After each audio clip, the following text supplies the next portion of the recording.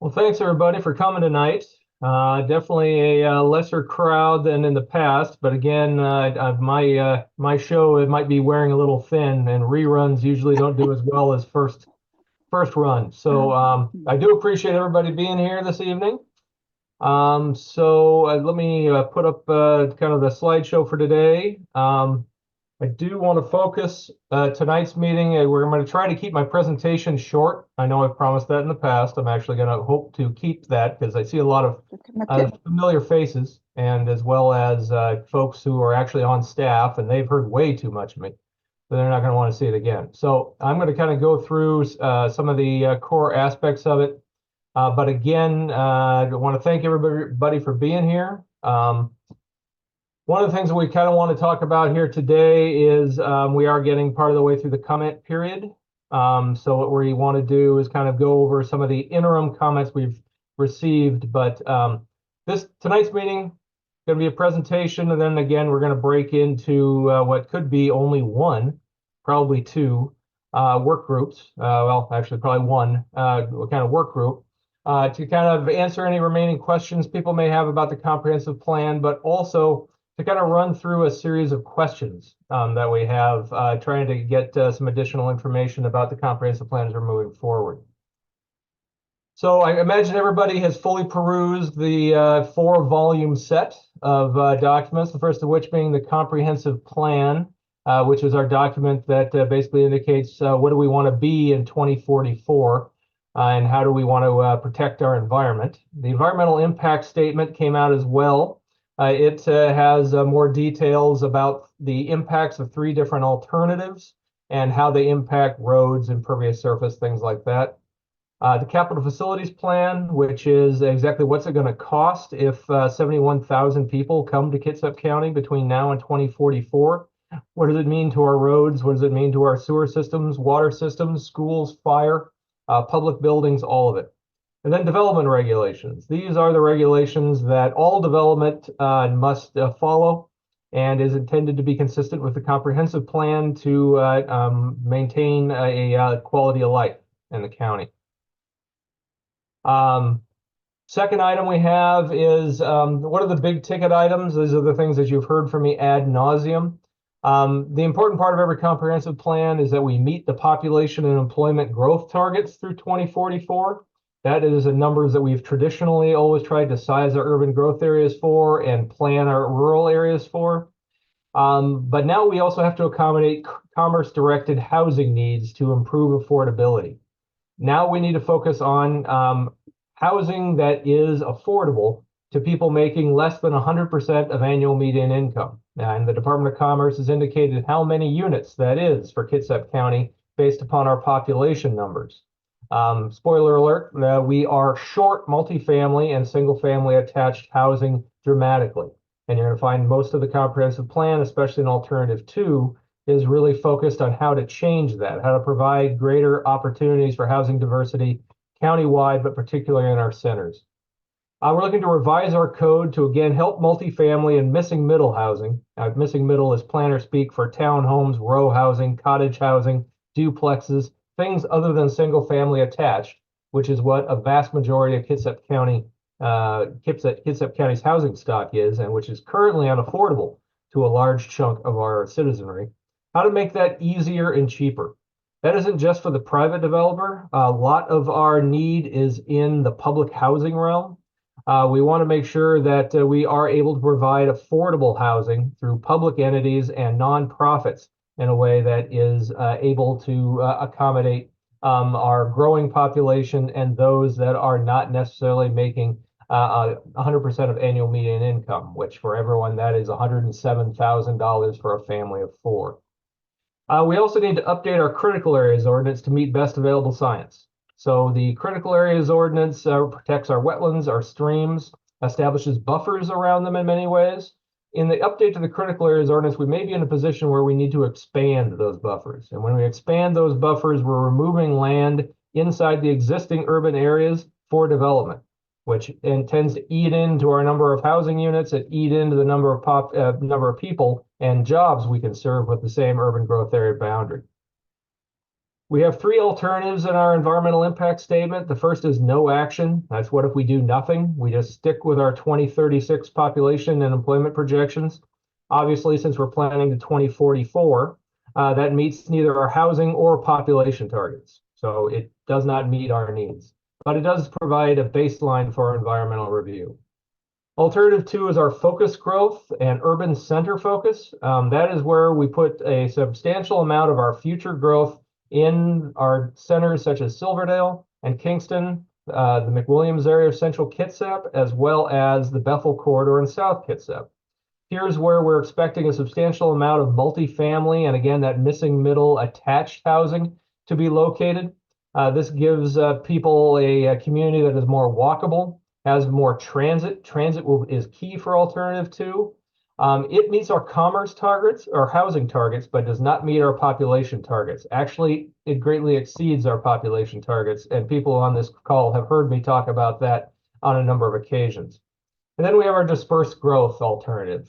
This alternative needs the most amount of land, but does not accommodate the same number of people as alternative two does.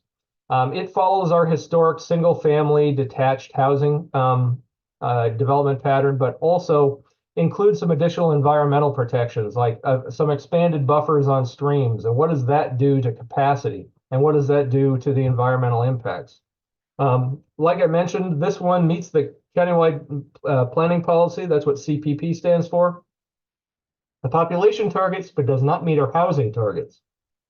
Alternative two, because it meets our housing targets, it plans for actually the most number of people and the most number of jobs. So where are we on this continuum? Many of you have been with me from the beginning. This actually started in 2022. You're now currently located inside the red box. We're currently taking public comment on those four documents. The most important date for you to look at right now is the environmental impact statement or EIS comment deadline. That comment deadline ends at the end of this month. So it is important to get your comments in on the environmental impact statement by that date. For people who want to comment on the comprehensive plan or the capital facilities plan or the development regulations, you have until April 8th. That is the opportunity for people to comment before you go before the Board of County Commissioners. Because after we have all these public meetings, we're going to have two public hearings, which is the old school way of people providing input to their elected officials. The Planning Commission is an appointed body by the board. They're holding a public hearing on March 5th. The Board of County Commissioners is holding their hearing on April 8th. These are hybrid meetings, so you can come down to the courthouse if you wish. You can also testify online from your couch in your pajamas if you wish.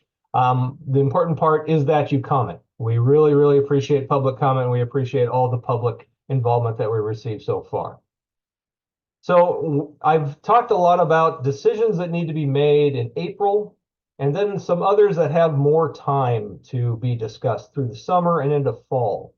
I thought it'd be valuable to kind of explain what I mean by that. What are the types of decisions the Board of County Commissioners, after receiving public comment, is going to have to decide in April when they create the preferred alternative, where they take three alternatives, they cut and paste out of each of them, and they create one preferred alternative to continue down the process.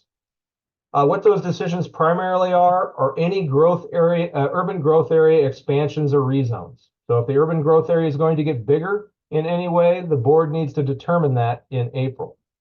Any rural rezone requests. We did receive a number in the rural area that was asking for the ability to build more homes in the rural area. The board's going to have to decide which ones of those, if any, move forward. And of course, that does include the Rainier proposal located out on the corner of Bond Road and Highway 104. That is a 400-acre request. A lot of the other rezones are smaller, fewer lots. This one is, again, much larger. That would be one of the rural rezones that in April, the board's going to have to decide, is it going to move forward or is it not? The assumed densities for the land capacity analysis, that largely is a technical statement. We basically need to figure out per acre, how many dwelling units are we expecting to get developed in various zones in our urban growth area boundaries? We have certain numbers that we have in our current code, but in like alternative 2, where we're planning substantially more people in the urban centers, those assumed densities, the number of houses we're expecting per acre, say in downtown Silverdale, goes up in alternative 2. The board's going to have to determine that for us to do the math problem so we can stare at an Excel spreadsheet for a while. And then you have maximum densities and maximum height increases. That's one of the ways that you get more people in a smaller space. Kitsap County has some artificially low densities in our multifamily housing and our commercial zones. We also have some somewhat limited heights, which has really limited the number of the amount of multifamily development we've seen in particular areas, particularly Silverdale, the central Kitsap area, and Kingston. We're going to be discussing those and figuring out where the right height is and what the right density is for Kingston, Silverdale, etc.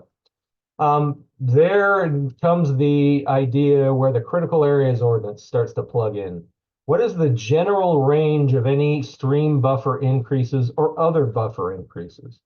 Obviously, the critical areas ordinance draft is going to be coming out in about a month, and it is running a little bit behind the comprehensive plan, but it is intended to be adopted before the comprehensive plan.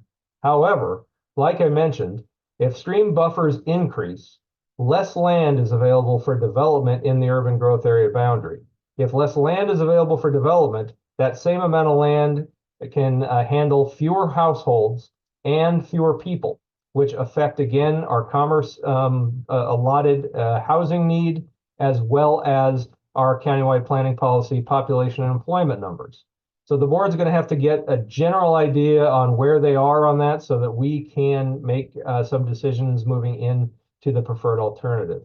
And then lastly, if the board wants to take on any major new policy initiatives, ones that are not currently in place today, that would be tree retention or tree replacement. I think we've talked about that before. That is development that has no critical areas on it, still having to leave a certain number of trees behind, either A, before development, or in the case of tree replacement, they have to replant trees after they've cleared the site at a particular number per acre. What is there going to be substantially more time for? That is goal and policy text changes. So as we're working through the goals and policies, we're going to be making tweaks along the way. And maybe it should read like this instead of that. Revisions to development regulations. As we determine, okay, heights are going to be blank and the densities are going to be this other number, how does that affect the development regulations so that when development comes in, it's following what we want to see in the goals and policies? We may also be looking at design standards, especially as it potentially conflicts with any potential changes to the county code and vice versa. And then if for any reason the board feels that there are certain components of Kitsap County that need additional analysis, likely rural issues, some other bigger ticket items that are, again, are covered in the comp plan, but not as robustly as we've had time for, and honestly, the public has had time to absorb, what the next steps for that would be. What does the 2025 planning process look like? What are going to be the focus areas for that? Is that going to be downtown Silverdale? Is that going to be additional rural discussions? It's important to get some of those memorialized in the comprehensive plan so that the public knows what comes next after this book comes to an end.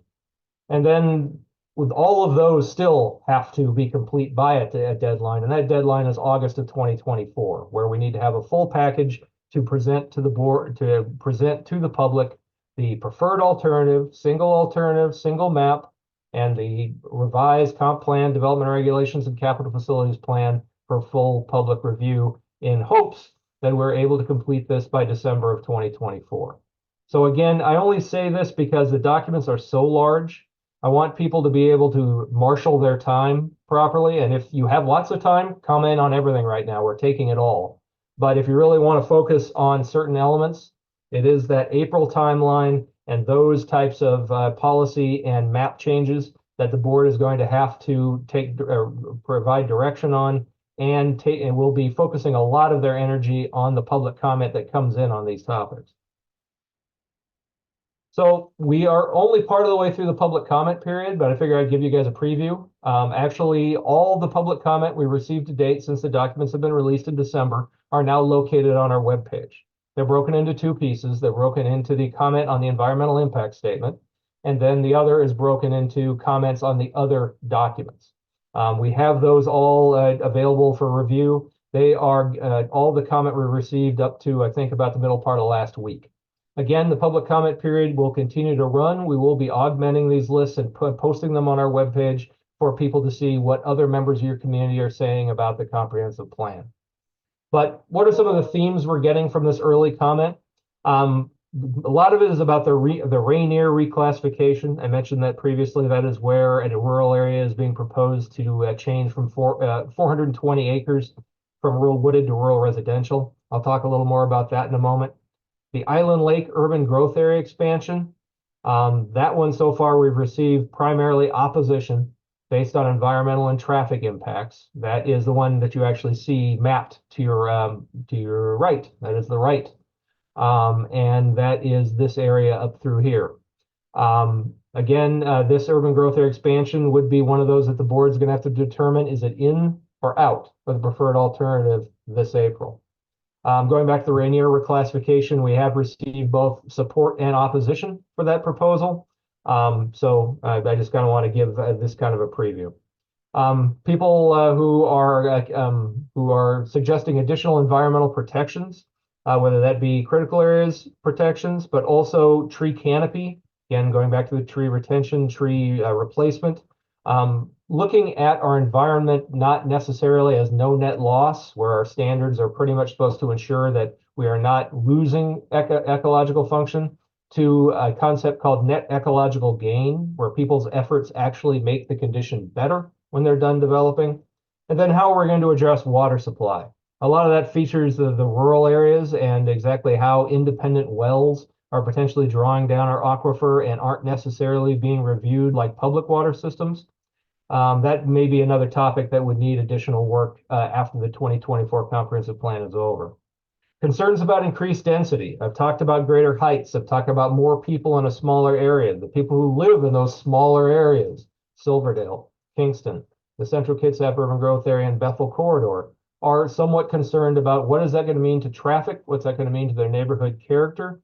The design standards tend to help with that to a degree, which is why we may have to be looking at our design standards and how we apply those to ensure that the additional density, et cetera, does not unduly impact the quality of life in these communities. Other themes are the need for increased affordable housing for our young seniors and our low income. I've talked about that already. Increased multimodal transportation options, sidewalks and bike lanes, as well as shoulders in our rural areas. A lot of concerns about the safety of biking and walking in our community. And if we really are going to be focused more on a walkable community where more people are located in a smaller area, we need to ensure that they have safe places to walk that are not necessarily on the same pavement that the vehicles are traveling on. Impacts on farming. We've had a number of folks come forward. We have a very robust small farming community, and that community is very concerned, especially about rural reclassifications, as the increase in land price and thus the increase in property taxes have put a lot of farmers in a really tight economic spot. We have a very robust farming community. We want to make sure that we protect it. And also they are looking for additional incentives to maintain farms in Kitsap County rather than converting them to other uses. The one thing I do want to highlight about this is about 100 comments that we've received so far since December. However, it does not include much in the way of state agency or tribal comment thus far. They likely are going to be putting in comment near the end. The Port Gamble Sklallam have submitted, but other than that, we don't have a lot of comment from those agencies as of yet. And we do expect them to have a lot of thoughts about our existing documents that'll need to be taken into consideration. So just to highlight a couple of the ones that we have, the first of which is the Rainier proposal. The area in green is the 420 acres being converted or being proposed to be converted from rural wooded to rural residential. Basically what that means, instead of having 20-acre lot sizes, you have 5-acre lot sizes. My South Kitsap education says that's 4 times as many homes. And then lastly, there is a small amount of rural commercial that is proposed here between Stottlemyre and Bond Road. This request is being reviewed solely as a rezone from one residential designation to another, and a little bit of commercial. There is that conversation going on about the sports complex slash YMCA. That is not considered in this reclassification request. This reclassification request is not necessary for a sports complex or a YMCA to be located in this area. It's allowed in rural wooded, it's allowed in rural residential. So when you're looking at our documents, please don't look at the traffic impacts and say, how is it possible that you could have a Y and the impact on Bond Road is significant? As homes and 408 additional homes. Lake,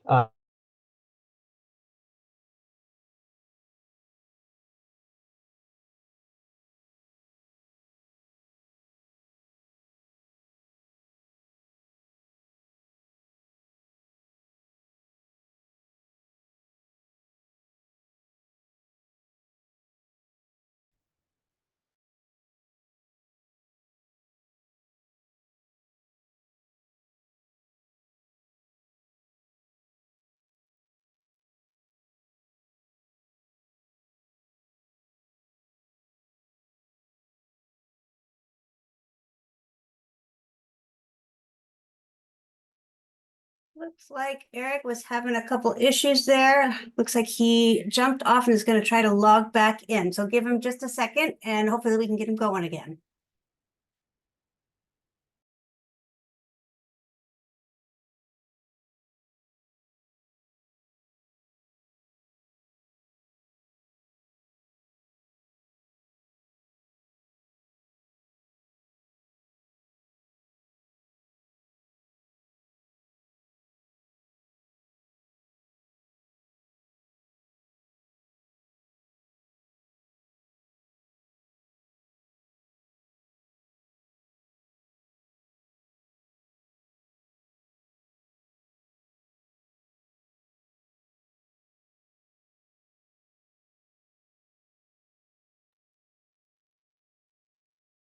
DCD staff, does anybody have any comments that might be able to fill the time till he gets back with us?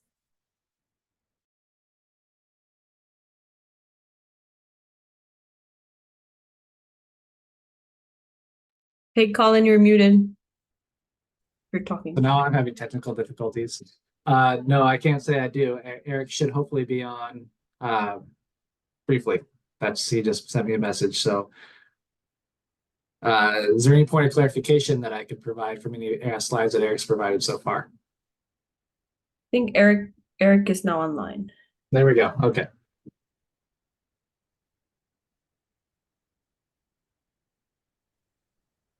all right, I'm back. I'm going to leave my video off in hopes that that does not occur again. That is very unfortunate. So we're walking through the Island Lake property. What we have here is, again, the 95 acres, 3 parcels that are looking to be included in the urban growth area boundary. Barker Creek runs through the middle of it. However, a large portion of that is tight-lined. What tight-line means it is currently underground. And then it is adjacent to a urban project that's located inside the urban growth area boundary that is currently going through permitting. So I want to mention that that is neither here nor there for this proposal. Just because development is happening next door does not mean that something has to happen on the property next to it. I only highlight it because it has been part of our public comment.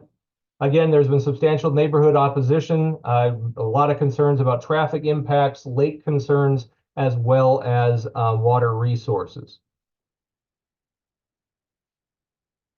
I just kind of cut through some of these real quickly. We have some of the things when I talk about code amendments, we talk about increased densities.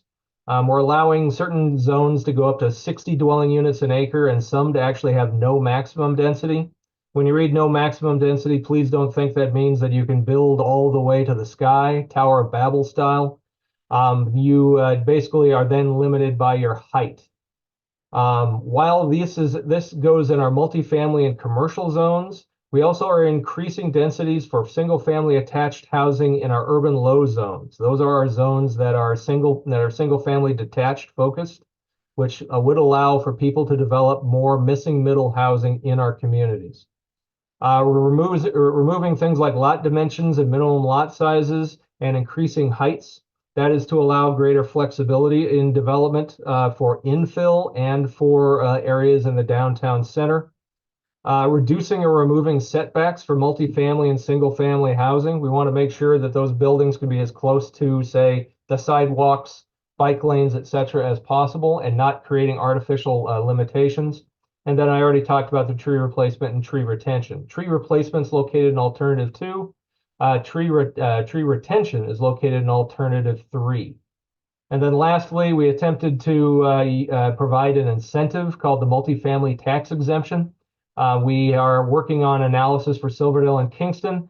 However, the legislature is currently only allowing that for cities. We worked very hard this session to get that changed to allow Silverdale and Kingston to be able to utilize it. We have thus far been unsuccessful. It was a great disappointment considering that counties and cities are being asked to share the same load when it comes to housing, yet we are not given the same tools to incentivize it. So when I talk about redevelopment of the downtown Silverdale area, you've heard me say this a number of times. Look at this picture, and what you'll notice is a substantial amount of paved surface. That paved surface is opportunities for future development. The amount of parking necessary for retail is substantially less than it's ever been before, and most of Silverdale was overparked before that. Parking was established for those 2 weeks out of the year where people were shopping for Christmas, and then was vacant most of the year. Now with retail being more online generated, we have a lot of opportunities for redevelopment in Silverdale that does not require the knocking down of buildings. It can, but it does not require it. And then additionally, people say, well, why are you focusing so much growth in this area? Obviously, when you're looking at redevelopment, you really want to do that in places where you're not disturbing any additional tree canopy, you're not disturbing any additional areas near critical areas. And there is so many opportunities in places like Silverdale, like McWilliams, to provide a better, taller, more walkable community, that focusing them in these centers is substantially beneficial, where people can live, work, and shop all in the same community. And then also we're looking at Kingston. Kingston, we are looking at additional possible density, particularly in the commercial area located by the grocery outlet and located down here by Seaside. So this is Lindvog Road running down through here. That increases densities and increases heights, particularly in that area. Also, as you get down towards the ferry terminal, we are looking at some redevelopment potentials, especially because the ferry traffic is now going to be, well, is not now, will be redirected. So that the downtown area will have greater opportunities, but not nearly at the levels we're talking about for the commercial area. The heights are lower, the density is very likely lower. So I want to focus, when I talk about redevelopment, while it is everything inside this boundary, we are really kind of focusing most of our expectations on this commercial area up the hill.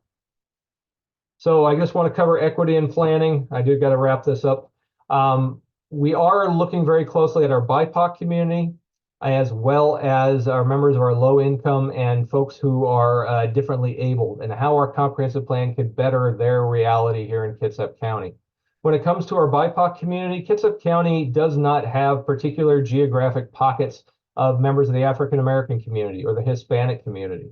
So we're looking at this more in a demographic way rather than a geographic way. We're not looking at this neighborhood needs additional sidewalks, etc., to help the BIPOC community, because our BIPOC community is spread out over all our urban growth areas. So we need to look at things that benefit all of the urban growth areas from the north end to the south end, not a neighborhood here, a neighborhood there. We're working on expanding access to government and its information. A lot of this information on the comprehensive plan has been put on the website. Probably more information than probably anyone wants is located out there. We are working on ways to make that available to people who English is not their first language, and also to make it available for people who might be hearing or otherwise impaired. We're expanding housing options as well as transit options. Housing options, I've talked at length. Expanding housing options helps the BIPOC community, helps our low-income communities, helps these individuals find housing, because while everybody wants a single-family detached home if they were given a choice, well, not everyone, most people, Most people just want affordable housing that they could live in without being cost burdened, and they can still afford the other necessities of life. And then also, some people may have seen at some of our community council meetings, we have an ADA accessibility project going on where we're improving our sidewalk network as well as public buildings in certain ways to provide greater access for those who are differently abled.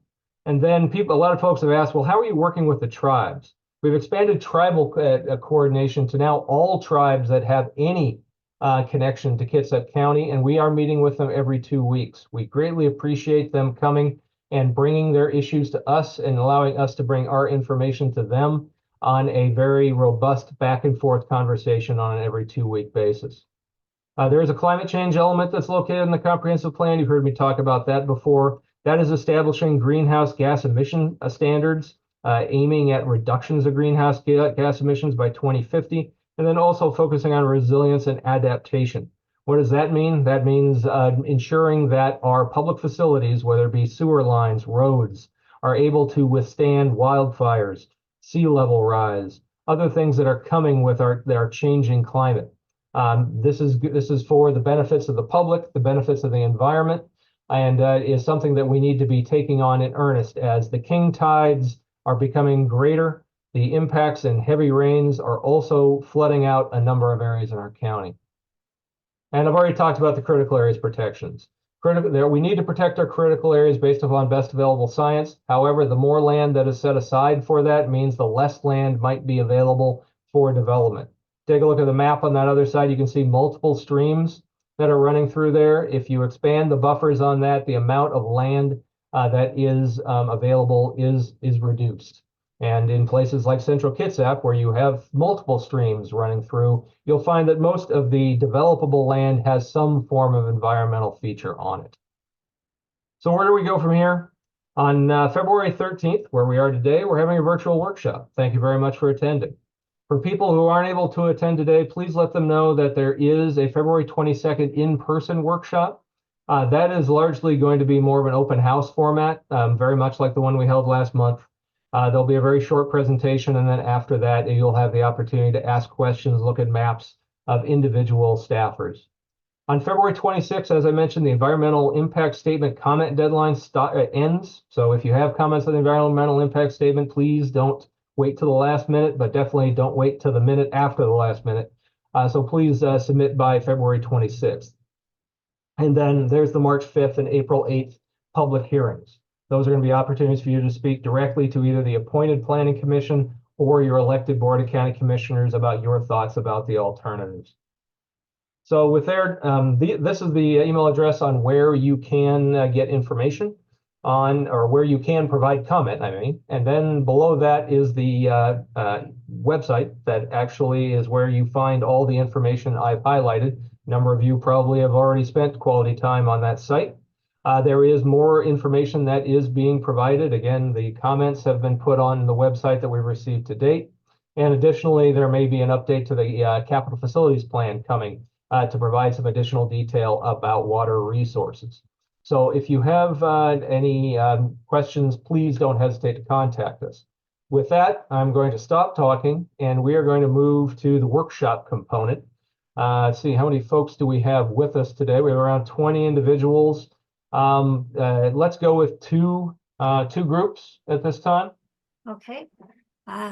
Looks like, so there's 16 non-staff, so I'm going to break you up. Staff, give me a second to get everybody kind of equally distributed as well, okay? Thanks, everybody, and sorry for the technical issues.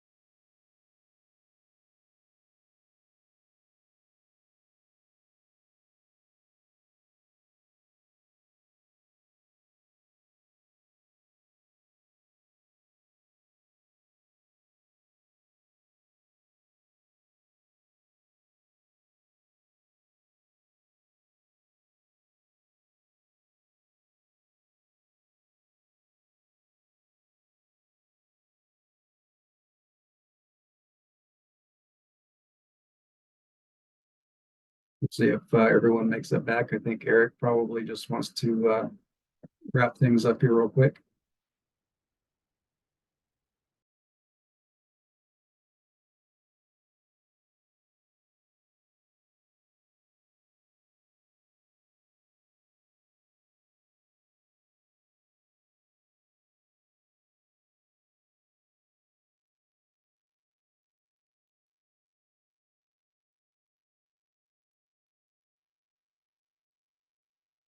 Are we all back?